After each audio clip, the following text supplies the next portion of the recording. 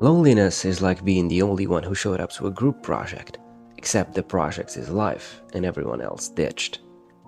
It hits everyone differently, but if you're a recent college grad, it might feel like someone's thrown you into a deep bed with no Wi-Fi and told you to figure it out.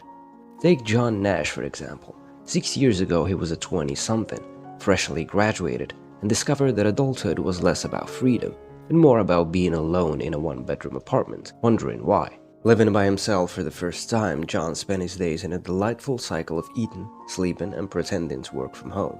A remote trend that's basically just modern-day hermitage.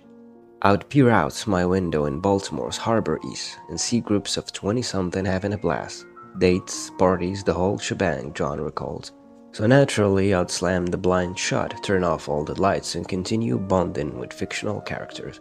Why not? Nothing screams social life like binge-watching TV in the dark. John felt like the only lonely guy in his generation, but he wasn't. In fact, he was right on schedule. Contrary to the whole "your 20s are a non-stop party" narrative, a 2016 study found that loneliness actually peaks just before you hit 30, especially for those who partied until 30. John found himself asking bigger questions, ones we all face at some point. Why does no one care? We ask ourselves only to realize, do we even care? But don't worry, it gets worse. In 2017, a UK study found that by age 35, men had a loneliness jackpot. About 11% of the respondents admitted to feeling lonely on a daily basis. Yes, every single day. Weren't these supposed to be the thriving years? The ones where we'd have a killer job, get engaged, and still have time for endless brunches with friends, like we're starring in our own version of Friends. Yeah, no. Turns out, real life isn't scripted by sitcom writers, and that glamorous future you imagined is more like The Office, but without the funny parts.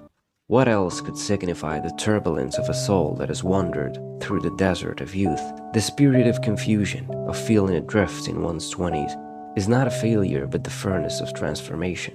In the midst of this chaos, there is a celebration, a reckless joy of not knowing, of casting off illusions only to embrace others, of being lost yet alive. It is the exultation of one who suffers because they are not yet bound by meaning, who aches because their horizon is still formless, open to infinite possibilities. But beware, the cycle does not end. The soul is forged in this wandering, only to repeat its dance, forever grasping, forever yearning, and perhaps forever lost. Yet therein lies its beauty, for what greater triumph is there than to wander and endure, to break again and again against the shores of uncertainty, and still rise each time with a fierce thirst for life.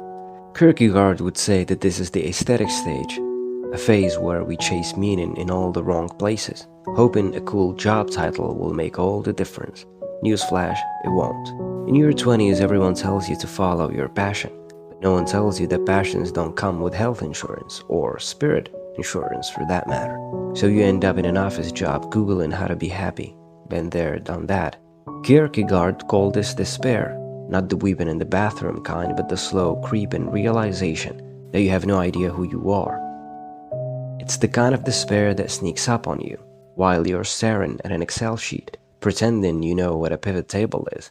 You see, Kierkegaard believed that there are two types of despair, the one where you know you're lost, and the one where you don't even realize you're lost. The second one is like being stuck in a maze, but instead of trying to get out, you're decorating your little corner with stupid settle-in furniture. He said that life only becomes meaningful when you take a leap of faith.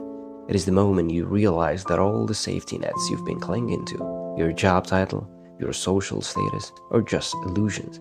Real freedom comes when you step off the cliff into the unknown, without any guarantee that things will work out.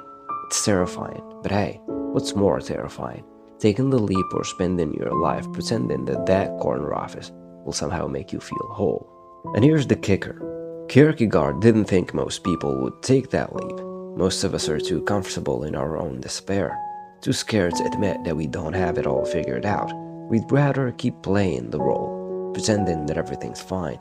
Because let's be honest, existential dread isn't exactly a conversation many of us would want to have. But if you don't take that leap, if you keep hiding in your cozy little bubble of mediocrity, you're not really living, you're just surviving. Kierkegaard's leap of faith may sound daunting, but it's really about embracing the unknown, and trusting that you'll land somewhere meaningful. Sure, life is a mess, and you may feel lost now, but that's part of the beauty. You're free to become whoever you want, and sometimes it's in the moments of confusion that we find the clearest path forward. So take the leap. What's the worst that could happen? After all, life isn't about figuring it all out. It's about experiencing it to the fullest.